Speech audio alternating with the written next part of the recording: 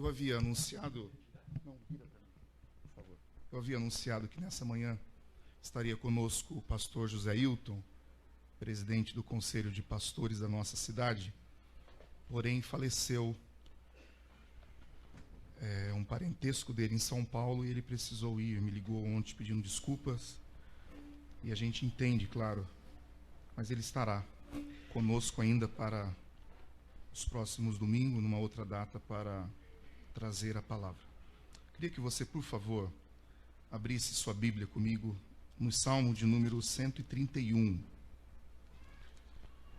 São vários cânticos de degraus, a gente já teve uma série de mensagens nesses salmos, mas eu gostaria de tirar algumas lições nessa manhã sobre prioridades para o bem viver.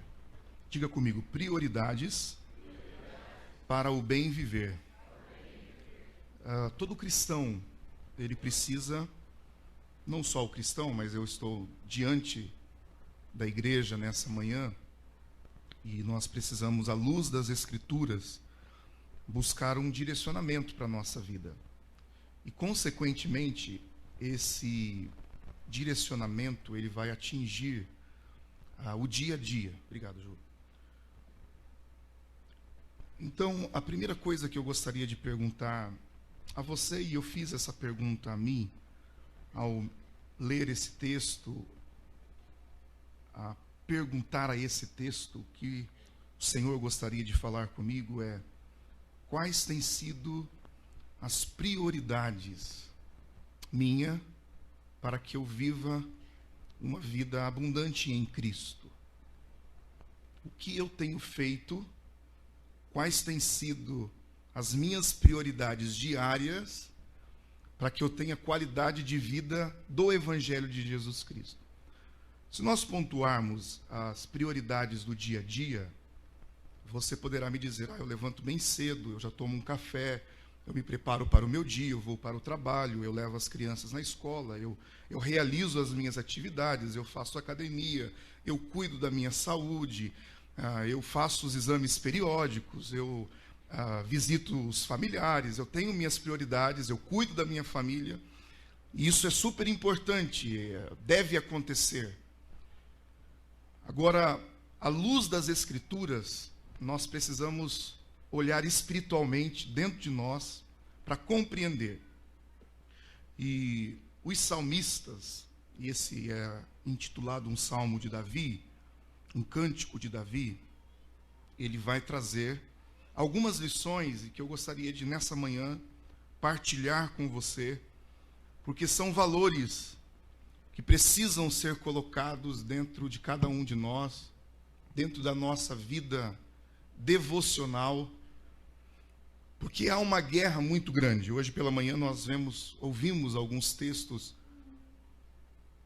importantes que o apóstolo Paulo diz na sua carta aos Romanos, especificamente no capítulo de número 6, verso 7, capítulo 7 também, de uma luta muito grande que ele batalha consigo mesmo. Porque aquilo que ele quer fazer, ele não consegue, mas aquilo que ele não quer fazer, quando ele percebe, ele já fez. E nós somos assim, impulsivos. Nós agimos conforme o calor daquele momento. E quantas são as vezes que algumas prioridades no nosso dia, elas poderiam, o resultado daquilo que a gente batalha tanto, poderia sido diferente, de nós empenharmos tantas energias em situações no nosso cotidiano e a gente perceber que nem para orar a gente parou para orar diante daquilo. Então, a gente emprega muita energia em situações, e sendo que a prioridade principal naquele momento, se nós dobrássemos os joelhos e a gente tivesse, que fosse 5 minutos, mas 5 minutos de qualidade, de reconhecimento quem é o Senhor, eu tenho certeza que muitas coisas serão e seriam diferentes. Então nós vamos ler esse texto e vamos procurar entender quais essas prioridades para o nosso bem viver. Verso de número 1 do capítulo 131. Ó Senhor, não é soberbo o meu coração, nem altivo o meu olhar. Não ando à procura de grandes coisas, nem de coisas maravilhosas demais para mim. Mas fiz calar e sossegar a minha alma, como uma criança desmamada com a sua mãe. Como uma criança desmamada é a minha alma para comigo. Espera, ó Israel, no Senhor, desde agora e para sempre. Eu queria que pelo menos para umas 2 ou 3 pessoas você sabe o nome? Se não, pergunta o nome dela aí, porque você vai dizer assim: espera, ó Moisés, pelo Senhor. Tá? Esse trechinho que você vai dizer. Então, pelo menos para 2 pessoas, mas você vai citar o nome dela. Espera, ó Rodrigo, pelo Senhor. Você sabia que ia ser dito isso? Espera, ó Luciana, pelo Senhor. Espera, Gláucia. Espera, Eduardo. Tá bom? Dá para fazer para mais pessoas aí? Espera, dona Davina, pelo Senhor. Espera, Chério, pelo Senhor. Espere, ó meus irmãos, no Senhor. Vamos orar? Eu sei que o Senhor já está falando conosco, Pai, nessa manhã. E nós pedimos-te que Teu Espírito Santo, que ilumina o nosso pensamento, prepara o nosso coração. Nós já cantamos, nós já expressamos com a nossa alma e o nosso coração verdades sobre a Tua pessoa, de entregarmos o nosso coração a Ti, de pedirmos que o Senhor tome o controle das nossas vidas, reconhecendo que não há outro como o Senhor, somente o nosso Deus é o Deus criador dos céus e da terra. E nós pedimos-te que o Senhor nos ajude a compreender essas verdades para as nossas vidas. E que, de fato, haja prioridades do Teu Evangelho contidas nesse salmo, para que a nossa maneira de viver, pensar e agir seja conforme a Tua vontade, conforme o Teu querer. Assim eu oro nessa manhã, no precioso nome de Jesus. Amém. Em primeiro lugar, o que o salmista vai nos dizer são 3 negativas que ele reconhece diante de Deus. Ele vai dizer: ó Senhor. Ele atribui esse cântico ao seu Deus. O salmista Davi é o salmista da prática de pastorear. Por isso que um dos textos mais conhecidos, um dos salmos mais conhecidos da Bíblia é o Salmo de número 23. Porque o salmista está colocando a sua prática, aquilo que ele faz com as suas ovelhas, e ele demonstra aquilo que Deus é como o seu pastor. E fica muito nítido você falar daquilo que você vive, daquilo que você experimenta. Algumas pessoas que nós conversamos, e eu falo isso com muito carinho e sem pretensão nenhuma de exaltar a pessoa, porque nós entendemos que ele vai compreender isso, mas algumas pessoas chegaram a nós e disseram: puxa vida, como é bom você ouvir uma mensagem de uma vida prática. O Júlio expôs a sua vida, de situações que aconteceram no decorrer da sua vida, com lições práticas do que a palavra, do que o poder do Evangelho pode fazer em nós. Assim é o salmista. Quando ele atribui que o Senhor é o pastor e de nada ele terá falta, é porque ele sabe as necessidades das suas ovelhas. É por isso que ele fala sobre pastos verdejantes. A ovelha precisa de um bom pasto.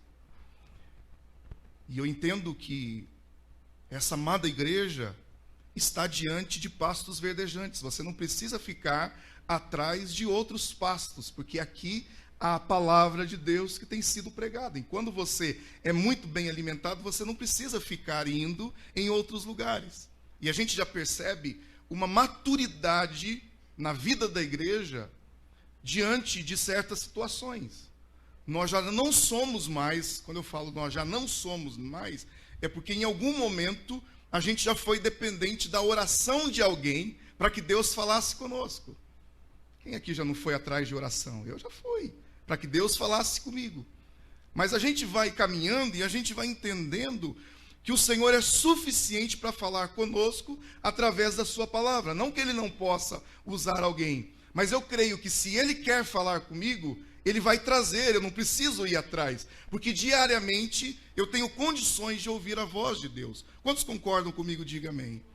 Deus está falando a todo instante com você. Ele fala através da natureza, Ele fala através da família.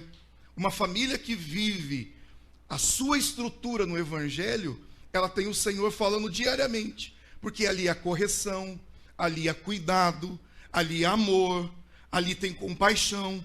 É o Senhor falando através da família que Ele é o nosso pastor.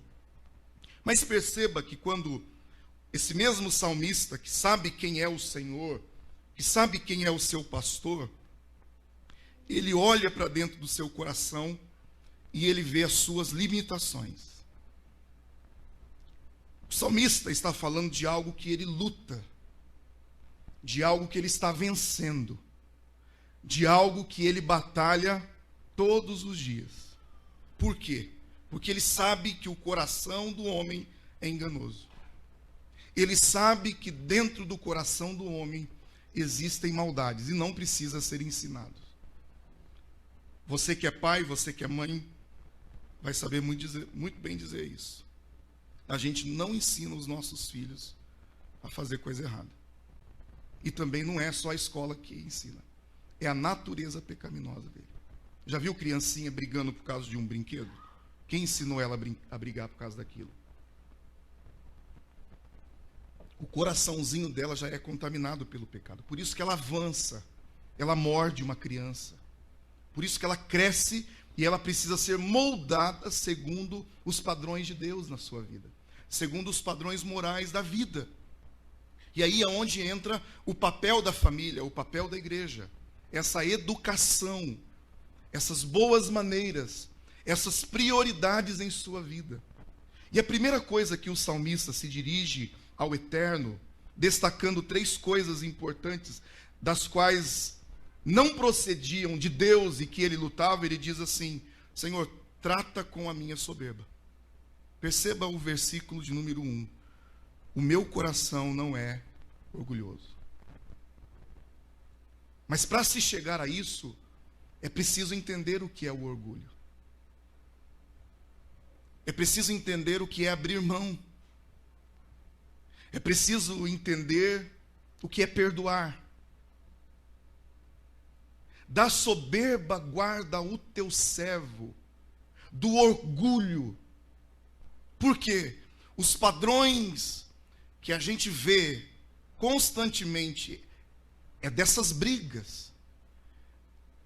Essa semana a gente está vivendo um verdadeiro caos na nossa nação. E você vê os dois lados querendo vencer, não é assim? É tanto que a gente não sabe ainda se acabou, se não acabou, se de fato aconteceu. A gente não sabe se é verdade tudo isso.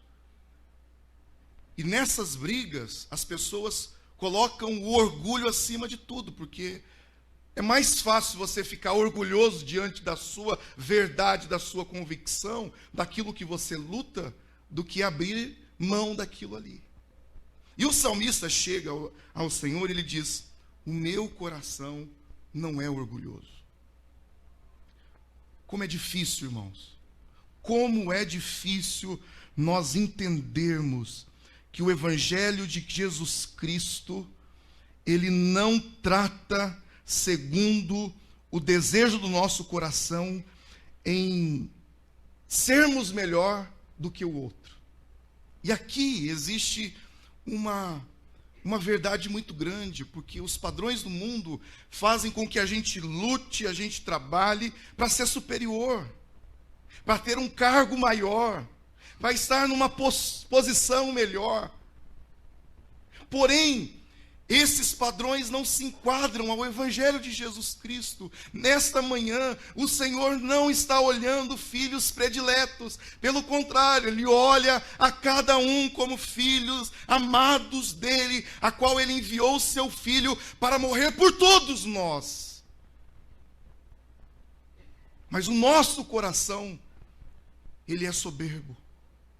O nosso coração, infelizmente, está cheio de soberba. Da gente olhar com aquilo que o salmista vai dizer, com os olhos altivos. Ele olha e diz: Senhor, nem os meus olhos altivos. O que é olhar altivamente? Por cima. Eu chego com uma postura, com o meu queixo para cima dos outros. Você já viu baixinho invocado? Ele é baixinho, mas ele olha assim, ó, como se ele fosse o maior. Não estou falando que os baixinhos aqui são, não, tá? É aquele invocado. Como também tem gente grandão que coloca a sua postura. Mas o que o salmista está dizendo? Ele olha para o Senhor e diz: Senhor, os meus olhos não estão superiores. Eu olho como o Senhor olha. Eu quero ver como o Senhor vê. Perceba que quando Jesus esteve nessa terra, percebam que quando Jesus caminhou por esse lugar que nós estamos, nessa terra que nós estamos passando, Ele caminhava juntamente com os seus discípulos. Talvez o único momento em que Jesus ficou um pouquinho mais alto, eu acho que nem tanto, porque a gente foi lá no Piauí e o Marquinhos experimentou montar num jumentinho lá, num burrinho. As pernas dele ficavam no chão assim. Então, acho que até sentado no jumentinho, Jesus não ficou mais alto. Porém, o lugar que Jesus ficou mais alto foi pendurado numa cruz, com os seus braços abertos, de misericórdia, por mim e por você. O salmista reconhece que o seu olhar não é um olhar de superioridade. Não há olhar de superioridade nesse lugar. E é o meu desejo que quando você entrar, eu estava conversando com um casal que será recebido, e depois de passarem algumas situações difíceis, e a gente entende, a pessoa acaba reconhecendo depois o porquê que aconteceu aquilo, o porquê que Deus fechou o coração para algumas situações em uma outra igreja que estava. E ela relutou um pouco. Ela disse: pastor, eu relutei muito para vir aqui. E na primeira vez que eu vim, eu não gostei da igreja. A primeira vez que eu entrei, eu achei todo mundo muito chique. Eu tinha uma impressão errada dessa igreja. Eu achava que todo mundo aqui era rico e que as pessoas iam desdenhar de mim. Ela falou: não conseguia nem ouvir a palavra. Parecia que estava todo mundo me olhando a minha roupa. Dardos inflamados do maligno. O sentimento das pessoas terem um olhar superior a ela. Perceba quão terrível é a nossa natureza. A gente pode perder a bênção. A gente pode perder a comunhão por maus pensamentos, por coisas que não existem. E ela foi para casa, ela disse: Senhor, me ajude. Eu não sei se esse pessoal é assim. E ela ainda ficou 3 domingos sem vir, numa luta espiritual muito grande. E ela orou ao Senhor, disse que no outro domingo que ela veio, após esses finais de semana em casa, ela viu a igreja completamente diferente. Ela viu as pessoas sorrindo para ela. Ela disse assim: pastor, eu me senti desta igreja. Eu senti como se eu já fosse daqui. Louvado seja o nome do Senhor Jesus, porque é uma igreja que não olha com altivez. Todas as pessoas que entram a esse lugar são recebidas de igual modo, porque nós estamos tentando diariamente viver a vida de Cristo em nós, de olhar com compaixão aquele que precisa de misericórdia, olhar com justiça aquele que está na prática do pecado. Por isso, nós jamais iremos negociar o pecado. Negociaremos com o pecador: venha do jeito que você está. Venha. O Senhor te aceita, mas ao você perceber que Cristo entrou na sua vida, a mudança precisa ser notória. Alguma coisa terá que acontecer. Você já não será mais a mesma pessoa. Até mesmo o olhar de prepotência. Porque eu estudei em tal lugar. Porque eu tenho mestrado, doutorado. No reino de Deus, não importa. Nós precisamos olhar como Cristo nos olha e como Cristo nos olhou. A terceira situação que nós olhamos nesse texto, que o salmista vai dizer, é que ele não tem ambição pelas coisas dessa terra. Ele não está dizendo que ele não vai ter as coisas dessa terra. O que ele está dizendo é que o coração dele não está posto nas coisas desse mundo. Veja o que ele fala: não me ocupo de grandes questões, nem de coisas maravilhosas demais para mim. Não ando à procura de grandes coisas. Sexta-feira eu fui muito bem. Eu acho que uma das coisas que nós precisamos fazer é estudar a Bíblia, questionar os textos, sim, na perspectiva de ler com os olhos de Cristo. O Salmo 1 é um salmo que precisa ser lido na ótica de Cristo. Há muitos textos do Antigo Testamento que precisam ser, as próprias leis que nós estamos estudando a partir de Romanos, precisam ser na ótica de Cristo. Porque no Antigo Testamento era a lei do olho por olho, do dente por dente. Porque se Deus não agisse daquela maneira, o mundo estaria mais o caos do que já está hoje. Porque se nós temos as leis, se nós temos Deus agindo na história e está desta maneira, imagina um mundo sem Deus. Imagina as pessoas sem Deus. O mundo só não está pior porque existe a igreja de Cristo na face da terra. E eu estava pregando sobre a passagem do jovem rico, e após o culto eu recebi uma mensagem de uma irmã dizendo: pastor, eu tenho muita dificuldade em entender esse texto. Será que esse texto não foi escrito depois? Será que realmente Jesus disse isso? E eu falei: eu preciso afirmar que Jesus disse isso. Porque a intenção daquele jovem, o desejo daquele jovem, a ambição daquele jovem estava nas coisas do mundo. Você pode perceber que Jesus teve diversos encontros com as pessoas. Jesus teve encontros com homens de muita sabedoria, com homens que tinham cargos importantes. E Jesus não exigiu nada dessas pessoas, a ponto delas não renunciarem àquilo que elas tinham, aquilo que estava como prioridade. Porém, naquele jovem, Jesus conhece o coração dele. E por conhecer o coração dele, Jesus vai vir e vai precisar ser duro com ele. Ser duro não para que aquele jovem se perca, mas para que ele se liberte.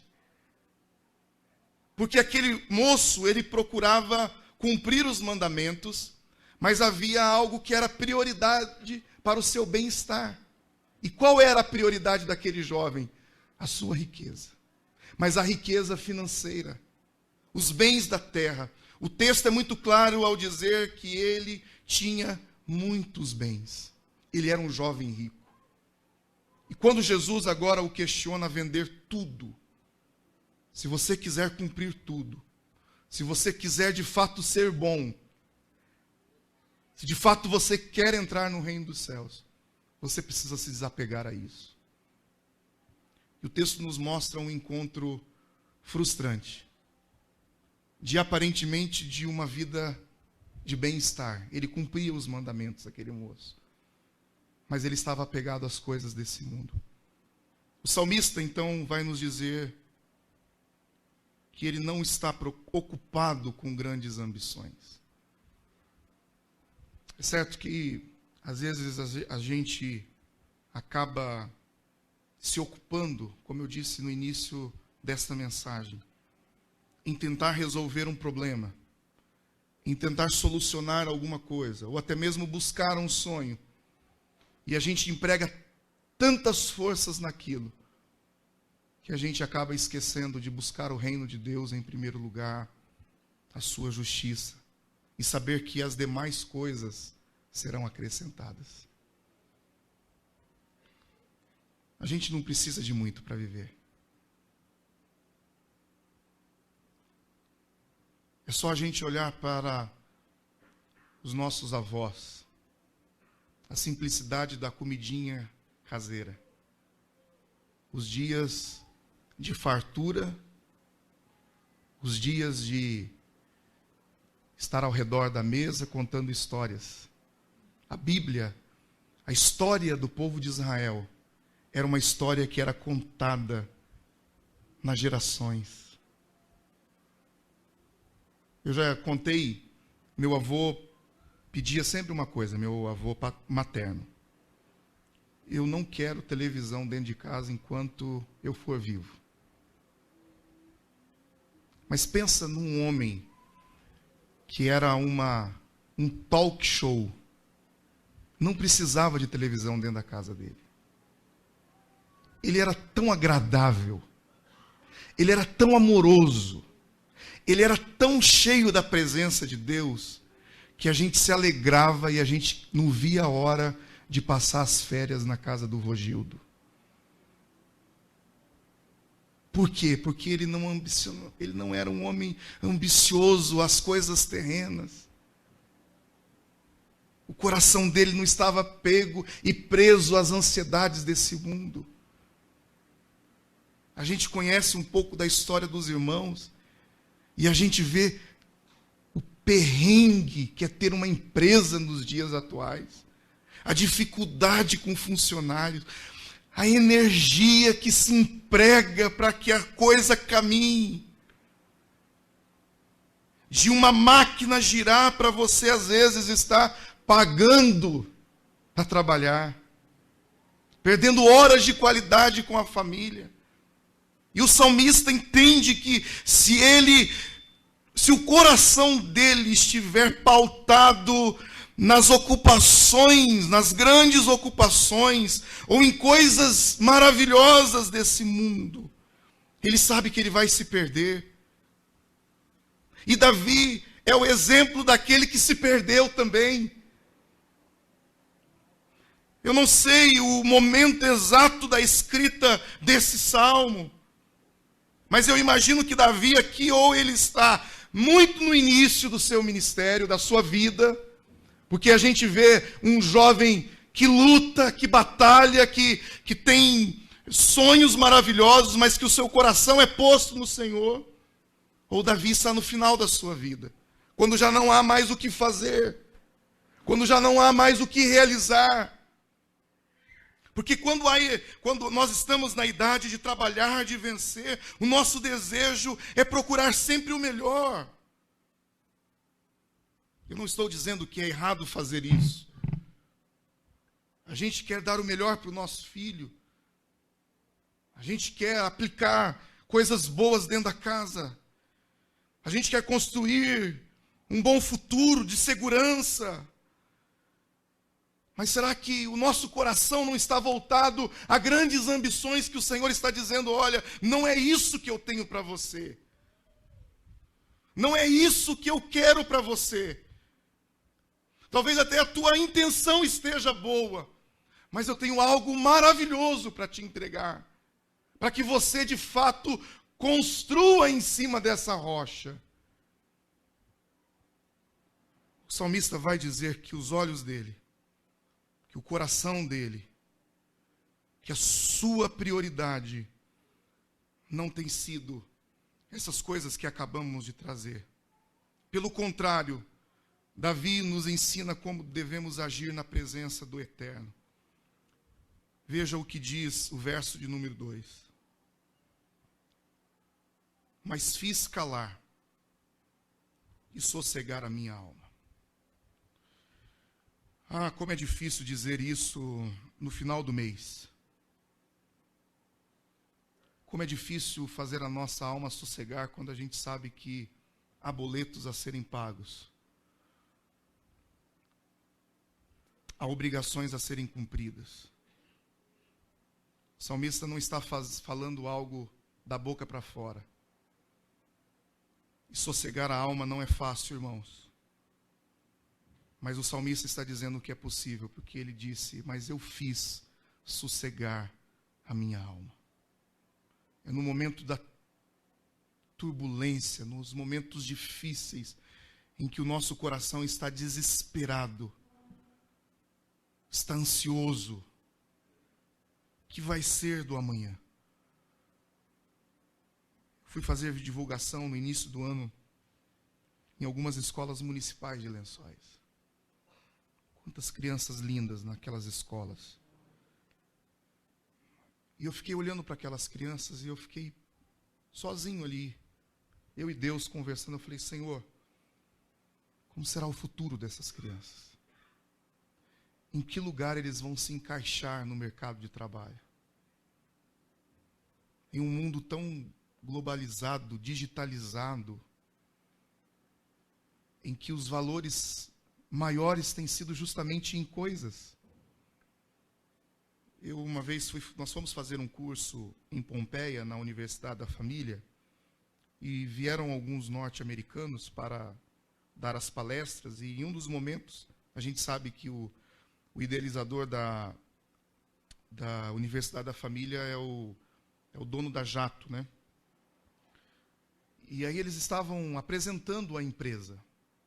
E em um dos momentos, um dos colaboradores, das pessoas que estavam lá, eles disseram: olha, essa máquina que nós acabamos de fazer, ela vai substituir o trabalho de 100 pessoas. Aí eu fiquei olhando assim, e muita gente: uau, olha que tecnologia. Eu comecei a olhar aquelas pessoas que iam ser substituídas por uma máquina, que era o pão daqueles trabalhadores, daquele pai, daquela mãe que estariam sendo levados. Eu não estou dizendo nada contrário à empresa, mas eu estou dizendo ao sistema que hoje acontece no mundo. Essa empresa tem sido bênção na vida de muitas pessoas. Mas eu lembro quando eu cheguei em Lençóis Paulista, a nossa cidade era tomada, na época da cana, por trabalhadores. Não é assim? A tecnologia mudou, as situações vão mudando dia após dia. Por quê? Porque o mundo tem buscado coisas maravilhosas. O mundo tem nos levado a isso, à grandeza dessa terra. E se nós formos olhar na ótica do Evangelho de Cristo, Cristo lutou, Cristo resistiu às tentações que Satanás lhe colocou a ele, porque Satanás veio oferecer as grandes coisas desse mundo. Satanás veio trazer a Jesus, como se Jesus precisasse daquilo. Olha, te darei o poder sobre todas as coisas. E Jesus repreende a Satanás. Porque não faz parte da natureza cristã nós temos um coração ambicioso, voltado para coisas maravilhosas. Mas, pelo contrário, quando nós tivermos o perigo do verso de número 1, que o nosso coração se pender ao orgulho, os nossos olhos voltarem talvez ao desejo de ser maior que alguém. Mas eu sou melhor que o irmão Barnett. Não permita isso. Se de repente a sua prioridade tem sido as grandes coisas, peça para que o Espírito Santo de Deus faça calar e sossegar a sua alma como uma criança desmamada com sua mãe. Sabe o que é isso? É o que acontece com o bebezinho que não está nem aí para as greves. Uma criança no colo da sua mãe, ele não quer saber de mais nada. Ele está feliz com o aconchego materno. O salmista entrou nesse lugar. O lugar de não se preocupar com o dia de amanhã. Juliana, você acha que teus filhos estão preocupados com o dia de amanhã? Pergunta para o André. O André está. Mas os três não estão nem aí, eles querem é brincar, eles querem é ser felizes.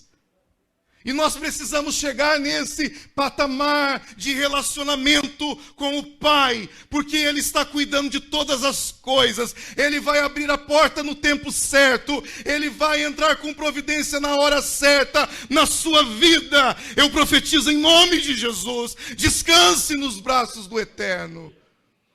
Sossegue a sua alma. Por que te abates, ó minha alma, dentro de mim? Preocupado com o dia de amanhã. Basta cada dia o seu mal. Amanhã sim haverá dificuldades. Amanhã sim haverá problemas. Mas eu estou em Cristo. É Ele que me fortalece. É Ele que supre as minhas necessidades. É Ele que disse que estaria comigo todos os dias. A política nos dá 8 anos de governo para estar juntos aí.